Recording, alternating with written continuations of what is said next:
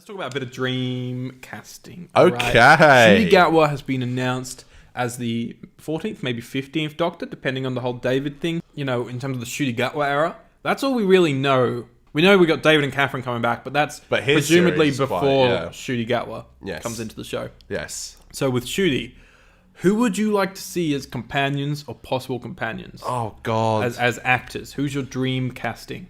I mean, I think there's some really great actors from It's a Sin. Yes, who I think would work really well. I think literally anyone from It's a Sin would work really well. Mm-hmm. I wouldn't even be surprised if Russell picks someone from It's a Sin. What would you like as a dynamic? You know, because Ncuti, I feel like, you know, the kind of guy he is, I feel like he's going to have a lot of energy. Dynamic-wise, something that we are familiar with, but also we haven't seen before. And I think I think Russ will bring something in like that. Sure.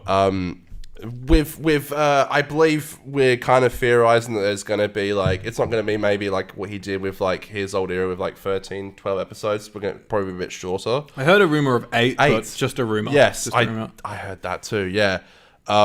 Which leads me to believe like, you know, there is a lot more work to get done in if it's going to be a shorter season. I would like to see a more stern relationship with the companions, something that I don't feel like we got, which I missed with Jodie's era. I missed that, like, kind of like even the conflict between like when we're watching 12 and Clara right now. There's always conflict.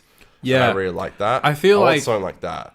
Yeah, I feel like, and you know, there is elements of this. I'm not saying this doesn't exist in this current era, but there definitely is like so many similarities between Yaz and the Doctor. Like, they're not that different that it causes a lot of friction. The only thing that causes friction between them quite often is when Yaz pursues things about the Doctor's past. Yeah, and it's exactly. Like, come on, let's talk. Yeah, it's nice when, you know, you get characters like 12 and Clara who are just different people and they have that conflict there. Even with John Bishop, like, he's kind of just in that bubbly kind of bit with them. I know Yaz is probably a little bit sterner than both of those characters, but still, yeah, they're not drastically different. Mm-hmm. It's kind of something I'm only just realizing whilst I'm talking about it. You know, the dynamic just isn't. All the characters feel kind of similar. Yeah, exactly. And I think Russell's going to do something that's like different. Mm-hmm. And I would love to.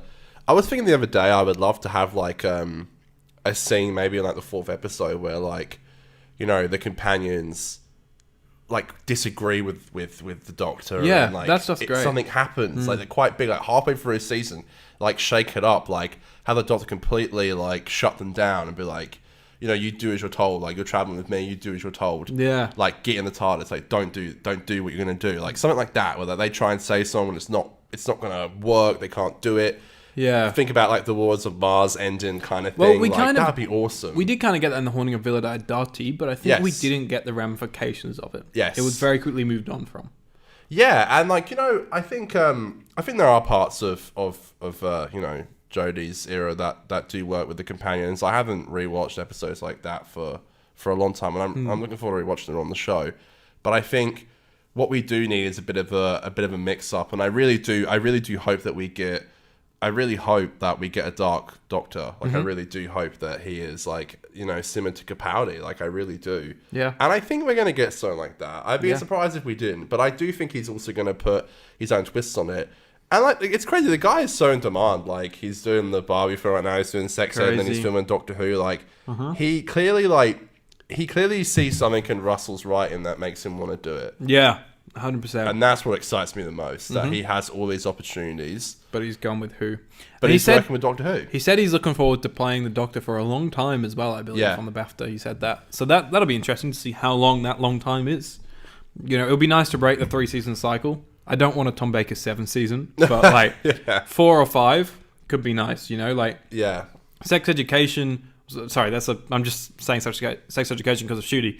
But, I mean, more like Stranger Things, the shows that have run for multiple seasons, for quite a few seasons, they don't feel the need to constantly change the cast. Like, they add new characters all the time, of course. But, you know, it's okay to have characters in there for like 4, 5, even 6 seasons. I don't think I'd want 6, but 4 or 5 seasons, I think think that's fine. You know, you can watch those characters grow and evolve. That's great. And that's why we especially love if TV. it works, like no one's gonna have a problem with it. Yeah, if it works, exactly. Have good characters, which I think is gonna happen. That's the benefit of TV versus movies, right? Because movies, you only get that 2 hours to tell the story. With TV, you get 6 hours a year to push that story forward. Even like season arcs as well. Yeah, exactly. You can set up for something in the next season.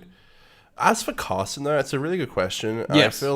I feel like you never know until you see casting sometimes, and I really have been noticing that a lot recently, especially with like all this stuff that's been coming out. Like I'd never guess Neil Patrick Harris to play a villain, and we're getting it. Yeah, and I'm so intrigued. I mean, even Ncuti Gat was casting. Even that was like when that happened. I will never forget. Like I was just like, man, that just works. But it didn't cross my mind for 2 seconds. Yeah. I even saw people were guessing from Sex Ed like different characters, never like Ncuti. Interesting. And then like the fact that like he got picked and everyone was just like, that works. I think that's great. I mean, I don't know really. I mean, I know I joked the other day about Ryan Gosling like starring. That would be fucking hilarious. I think kind of that we are at that point now where like, why not? I always think like a Will Poulter would be really great. Like I really like him. I think he's great in everything he does. He's a British actor. Like I think he'll be really good. Yeah. Like like I was thinking the other day like a Rob Brydon as like almost like a as John Bishop's Dan. Like a Rob Brydon I think would work so well as a Doctor Who companion. Yeah. Yep.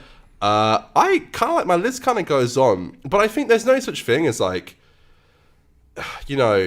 silly casting name. Like people can throw out names, and I don't think it's fair anymore to be like, that's stupid, that never happened, because look at what's happened. Like, the impossible has happened. It's crazy, and it's blowing my mind. I'd like a 3-person TARDIS team. Right, 4 was obviously slightly too many. Maybe Russell, because he's good at ensemble cast, maybe he could handle it better. And 2, I feel like we've had so many 2-person TARDIS teams like in New Who. It's just nice to have the extra dynamic. So I'm thinking, you got Ncuti. I'm hoping, I hope he has the power and that strength of the Doctor, but I hope he really does go into that charismatic side that the guy clearly has. And I think it would be a shame if they didn't have that as his Doctor. So you want someone that he can bounce off with that, who would be, your Asa Butterfield. But then, I think a second companion, you want to be stern, and you can have like a bit of humor between like, them having a laugh and bouncing off each other, and then you've got this like sterner character that like like Pete and Clara, he like shoots down all those jokes and things like that, right? So I was like keeping it in Sex Ed. You got your Adam Groff or your Maeve. Both of those characters I feel like would just be fun to mix in with that, and they also both have fun sides, especially Maeve, that could work with those two in like a, you'd have the 3 of them there having fun, but also like, sometimes Maeve could come out with like a serious, no, fuck you, like, you idiot kind of thing. And then, but outside of my Sex Ed casting, I feel like someone that could give Ncuti that, charisma to bounce off of, like I said, Asa would. I knew you were going to say Brett Goldstein. Yeah, why? I knew. I know you love him. Yeah, okay. I think it could work. I really do. I think... you wouldn't want him to be as... stern as he is in Ted Lasso, like a Roy Kent, because you want someone that is going to run around with them and have that fun. But I think there is an element to him like that that's cool, and watching him like warm up to the Doctor and 2 youthful companion and a youthful companion and a youthful Doctor, this older guy, he's not an old guy, but like an older, more experienced guy, warming up to these younger, like crazy people, I think could be a cool thing to see blossom. It could be like a very young TARDIS crew. It could be people in their like 20s. I can really see that happening. I mean, I'm a sucker for a young adult thing, that. Yeah, exactly. I think they could definitely go for something like that. I wouldn't be surprised that happens.